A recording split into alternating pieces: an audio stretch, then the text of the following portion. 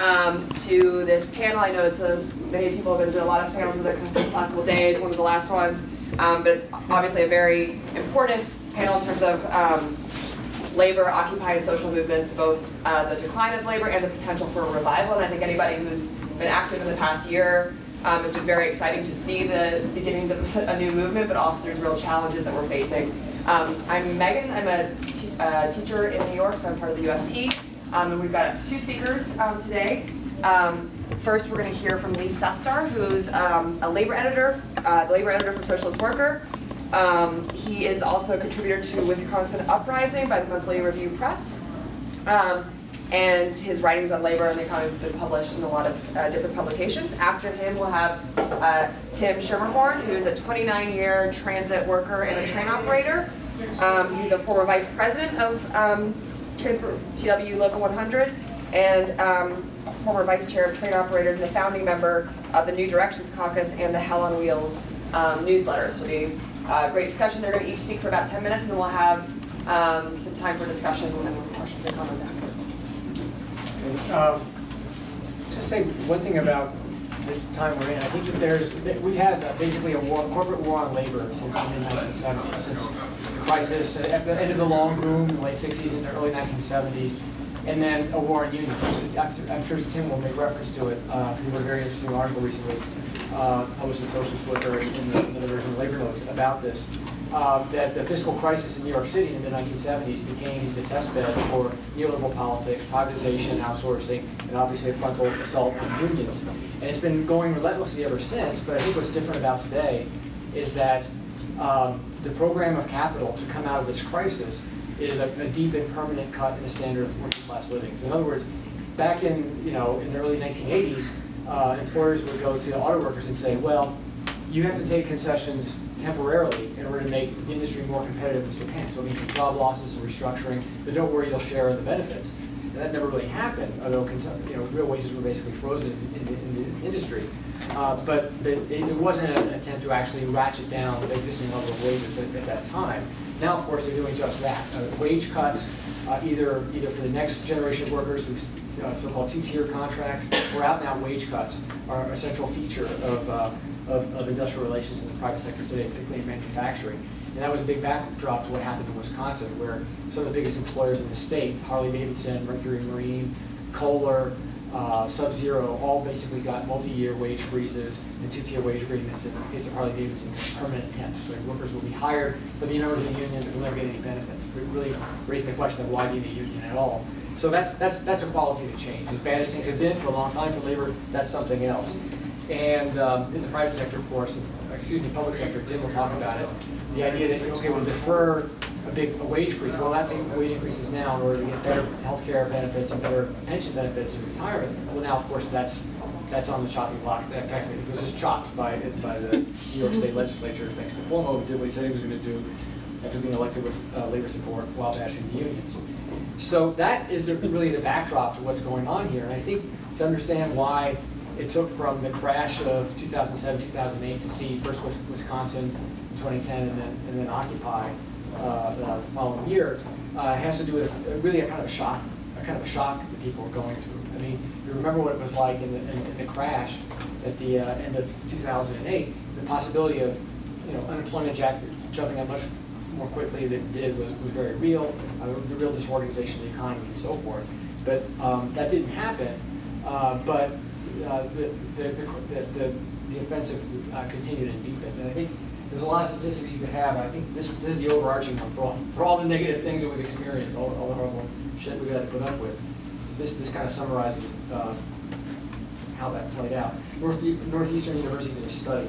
They found that between the second quarter of 2009, when the recovery began, supposedly in the middle of in June 2009, between the second quarter of 2009 to the fourth quarter of 2010, corporate profits accounted for $464 billion of the $528 billion increase in national income, with wages and salaries totaling just $7 billion.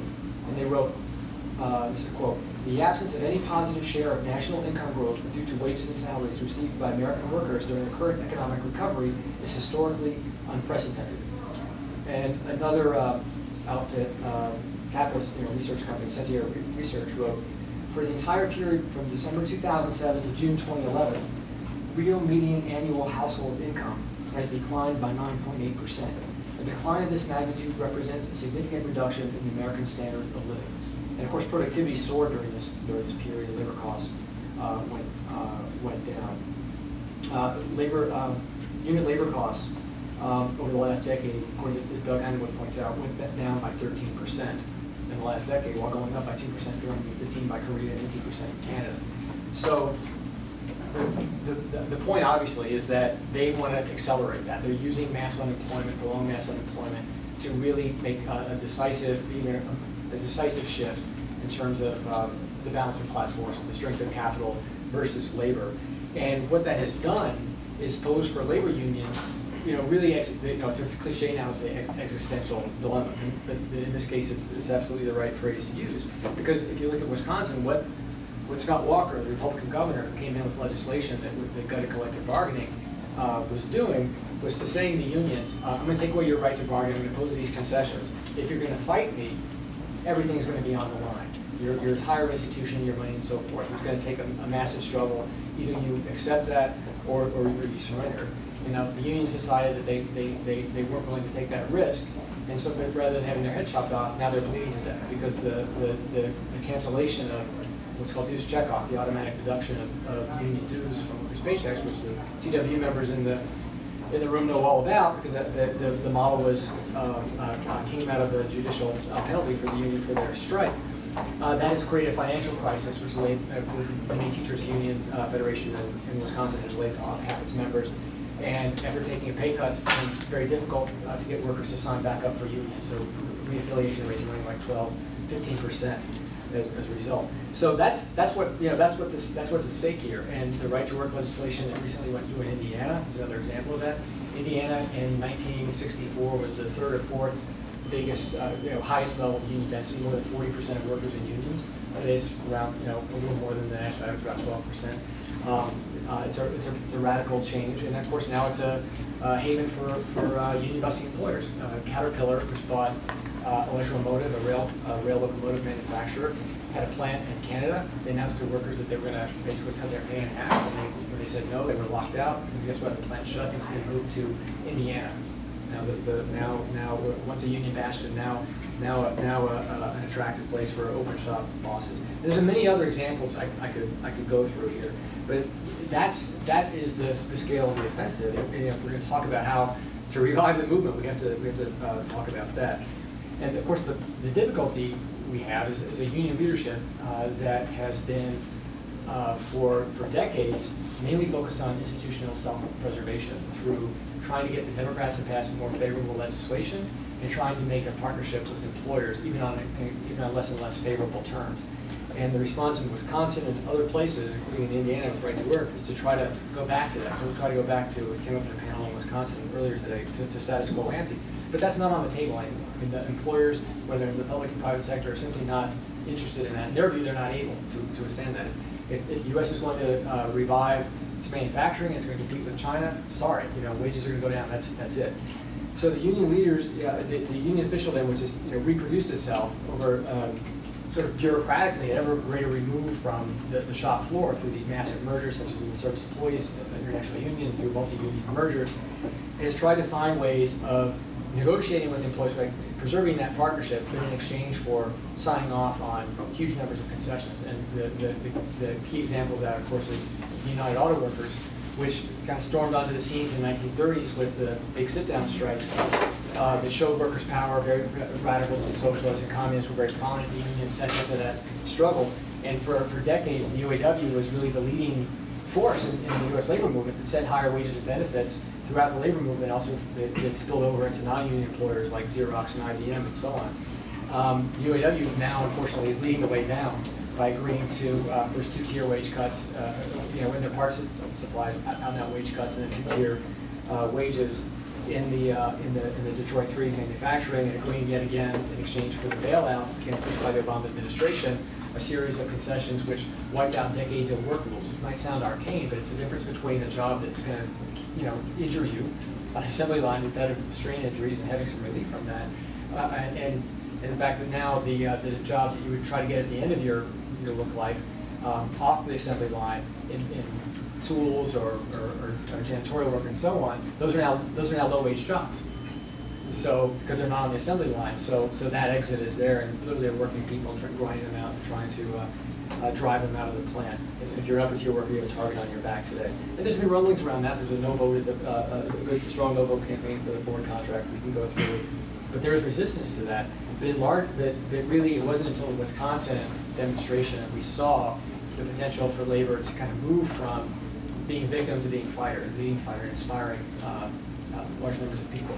And I've said this earlier, I've said it before, if anybody's heard it, you can, I'm sorry, but I have to say it again. Wisconsin was fantastic because it brought together large numbers of people, for two reasons, large numbers of people who could see themselves after getting beat up with these horrible concessionary contracts, could come together on the street, see their power, see themselves as a movement, discover themselves as a class, and see that they had the ability to actually attract lots of people who were not in unions, that sense of isolation, that we're the problem, that we make too much money, will suddenly turn upside down, and it's taking place with the Egyptian, during the same time as the Egyptian Tunisian revolutions. There was a sense of being part of a global rebellion that was very important to people. But crucially, I think, in terms of consciousness, moving from people from seeing their problems as individuals, where they were, their bad luck or bad choices resulted in them not being able to make ends meet and so on. Suddenly they saw that they were not alone, that this was a class issue, and that there were social and economic political forces behind that. And that really, I think, is what created the political basis for Occupy to go as widely as it did in terms of its popular support, being kind of ratified as a workers' movement with the big demonstrations in early and mid-October here in New York and echoed elsewhere around the country with some important labor Occupy types of coming together. And the real question is now about how to, we've seen the basis for this. We've sort of, people have come out of their isolation. They've seen that we can fight, that we have power, that's a potential. But in large part, we're still getting hammered, right? There's a few places where the employers have thought the better of provoking a big struggle because I think the effect of Occupy Wall Street, the custodial workers in the downtown Manhattan commercial building owners took all of the series of concessions off the table. I think they thought better of having tens of thousands of workers on strike in Manhattan in the immediate aftermath of Occupy Wall Street. Still not the best contract, still a terrible, a virtual wage freeze, tiny wage increases, but it definitely represented a retreat. Again, the nurses' contract for some of the hospitals was similar in that regard, and also in the state of Washington, the Port of Longview, where the employer, the multinational EGT, tried to replace the longshore workers with another union with a substandard contract, backed off from that after a series of mobilizations and solidarity actions by Occupy that led to a couple of port shutdowns. So there's a sense that the movement actually can find its way to the point of production. Employers in a couple places were wary of that, but in most places they're still steamrolling it. And we have to understand that this is a bipartisan assault. The Obama administration has put forward a federal wage freeze for federal workers. It also created a virtual right-to-work environment with its FAA reauthorization bill that went through recently.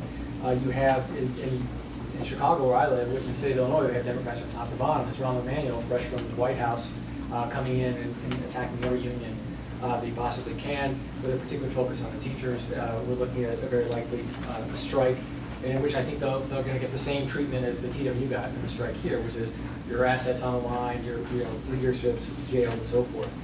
And so it's a bipartisan agenda. There's absolute unity across the line, and so you have a situation where you have Cuomo pushing the pension tax, and one example I think that really shows the bipartisan nature is the case of Michigan, where the emergency financial management bill that the governor put through, Republican Snyder, empowers local officials, these managers who he appoints, to basically tear up union contracts. So Dave Bing, the mayor of Detroit, has repeatedly gone to unions with a whole series of concessions and said, I want the governor to appoint me to be the financial manager. So in other words, he wants to convert himself from being an elected official to a dictator to impose these attacks. And so obviously the stakes are very high, and the TW brothers and sisters are still fighting for a contract. The same is true at Verizon. And there's been important links. I think a number of unions, I think the unions have responded to Occupy in different ways. There's some like TWU, CWA here that are actually looking for alliances, labor community alliances, social partnership. In some cases, the upper echelons, particularly the unions, want to grab the sentiment around Occupy and channel that. Rich Trumka said, you know, Obama is the candidate of the 99%. The SEIU had a big production at the November 17th demonstration here in New York, coming on the heels of their endorsement of Obama. So it's very clear from those quarters where they wanted to go. But I think at the local level, a lot of labor, it's uneven. There are different occupies with different connections with labor and different unions. But you have had, and I don't want to talk any further, we've done in Chicago, have created a space in which a lot of activists who are oriented on the working class, whether they're in unions or not, can actually have practical relationships with rank and file workers, less staff union members, and so forth, and try and link that there. Because the question that we have is, we have this big radicalization, this big questioning of the system that Occupy represented, and yet we still have to do the most basic task of rebuilding the labor movement. There's no real shortcuts to that in terms of organizing in the shops. Now that can happen quickly. If things can move ahead quickly in the event of a big showdown, like what I think we'd like to have with Chicago teachers. In that situation, I think that you can really see how Occupy would create the basis for a national solidarity movement would be absolutely essential. Similarly, you know, the same is true for the, you know, locally here in New York with the TWU contract and Verizon, for example. The same kind of possibility exists. I'll wrap up with this. We had a conference in Chicago for Occupy Labor Chicago. We had about 250 people at it. And even though we haven't won much yet, in most cases we still get deep. What really struck me about this panel was that a rank and file librarian, and a rank and file teacher, and the president of the local letter carriers union, and a staffer from the bus drivers and the ATU. It was a very sober. You know, everybody knew what the stakes were. It was not a lot of hot air, but there was this. What imbued the meeting was the sense that we're not alone in it. You know, that we actually have the majority of people on our side. That's what Occupy has done, and that's created the basis on which we have to organize.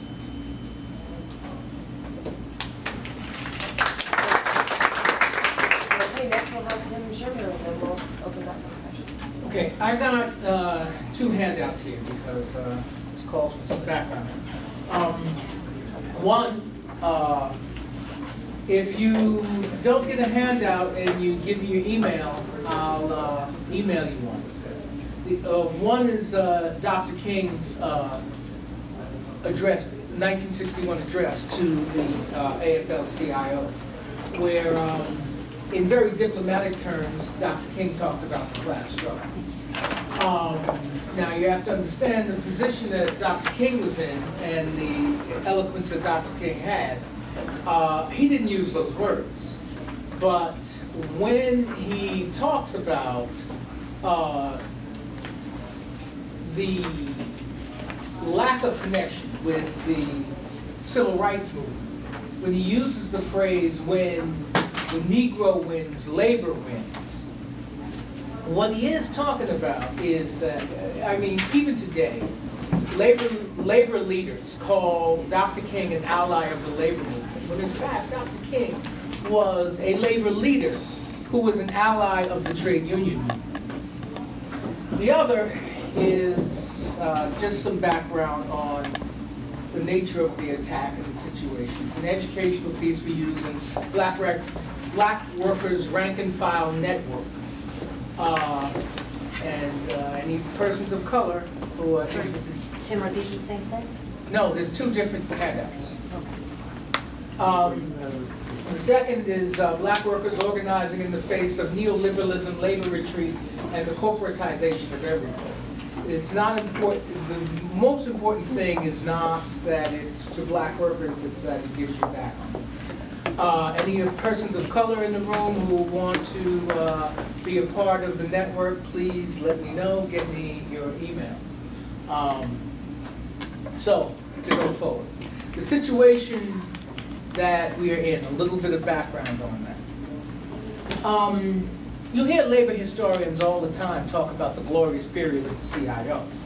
And it was. Certainly it was. It was the brief period in which the established labor federation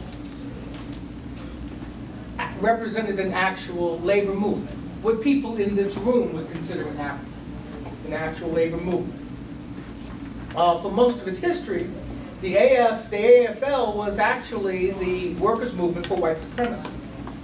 I refer back to chapter 1 of W.E.B. Du Bois' Black Reconstruction in America. There were unions that would not allow Negroes and would not allow farmers. Unfortunately, they went on to become the AFL. Just a word on Black Reconstruction. Dr. Du Bois is probably the most important history book to read to understand America. And Dr. Du Bois was inspired to write it because of the CIO.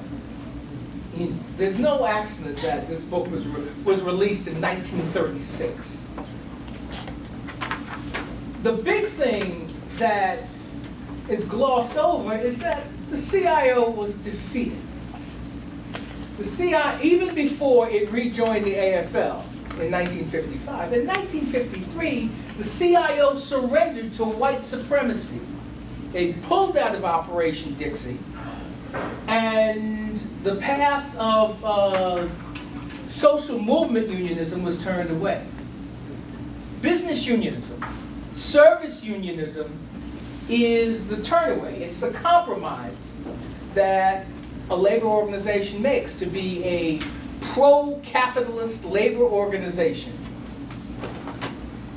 and not to be able to reverse history and go back to being the workers moving for white supremacy. Not just ideologically, it's built with inherent weaknesses. One of them is that if each union, if each local is a service provider, is a separate business, businesses don't build social movements, okay? Other than their orientation, the structure and building, so you have ideology and structure, is incapable of building the class struggle. Now, even after the CIO was defeated, there was progress in the labor movement, and it came entirely from the elements of the class struggle coming in. It came entirely from while they were turning on the path of business unionism, the democratic revolution of African Americans, the second democratic revolution of African Americans in this country, just kicked into high gear. You know, one wonders if the CIO could have held out for a little bit longer, and you had an actual social movement-oriented organizing factor to join with the civil rights revolution in this country, what would have been? But it was those elements, also inertia from below. The fact is that people came into unions, and we're going to credit the left here also. You know, you had tens of thousands of socialists, communists, and anarchists that were organizing on shop floors across the country. There was a different orientation to being in a union. So you had an inertia from below on the shop floor. You had an inertia from below, from the grassroots on the outside, that pushed it. Then, in the early 70s, there was a qualitative development in capital's organization as a class. Most prominent among the think tanks in this organization was Business Roundtable. You could you could Google Business Roundtable today and go to those sites and get the plans of the business class. You will encounter terms like business managed democracy.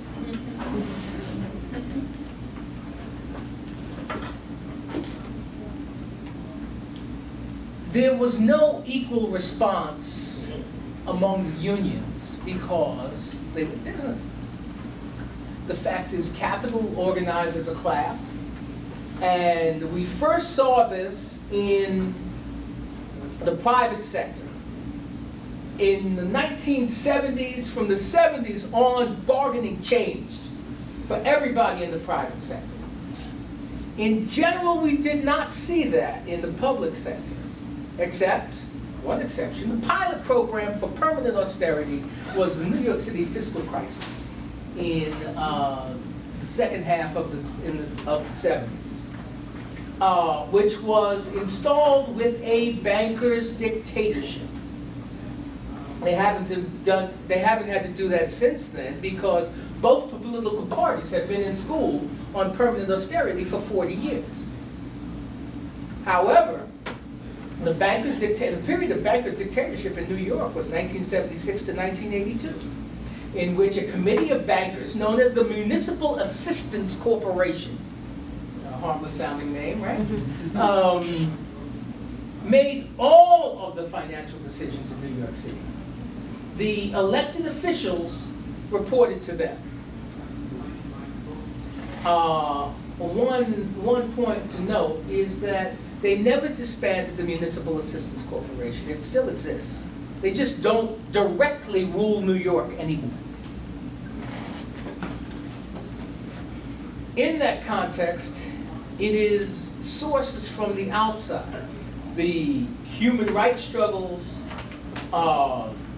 community struggles of the working class, that in 1976, the thing that I learned, with the exception of the 1980 transit strike, the heroic and victorious transit strike in 1980, because of a rank and file movement in TWU Local 100. Just of note, a transit strike is a rare and precious thing. There have only been 10 major urban mass transit strikes in the history of the United States. 3 of them have been Local 100. And each one of them had to do with rank and file activity from below. But other than transit workers, the resistance, the edge of the resistance came entirely from affected communities. The weakness of there was a dual weakness.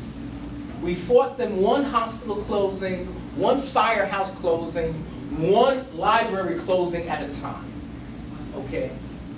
It was class organization, but we weren't confronting it as a new class dynamic. The other is that we did not advance enough of a counter paradigm. You know, this is what's going on. They say it's this, it's actually that. In fact,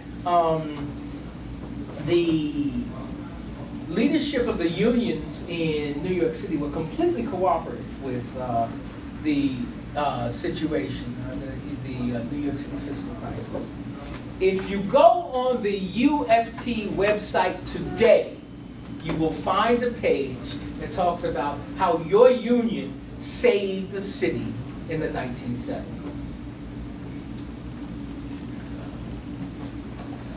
Given those things, what we know, how austerity is a permanent and advancing thing, and that the real juice from in the trade union movement comes from below and from outside the trade unions. We have, finally we get, and this is after, in addition to an advancing neoliberal program of deregulation, and everybody should be clear, when we talk about deregulation, we aren't just talking about government rules. The regulation that is most anathema to business is worker-imposed regulation. So, on a program of deregulation, free trade, and advancing austerity, you had a crash in the global economy in 2007. Now, in terms of the specific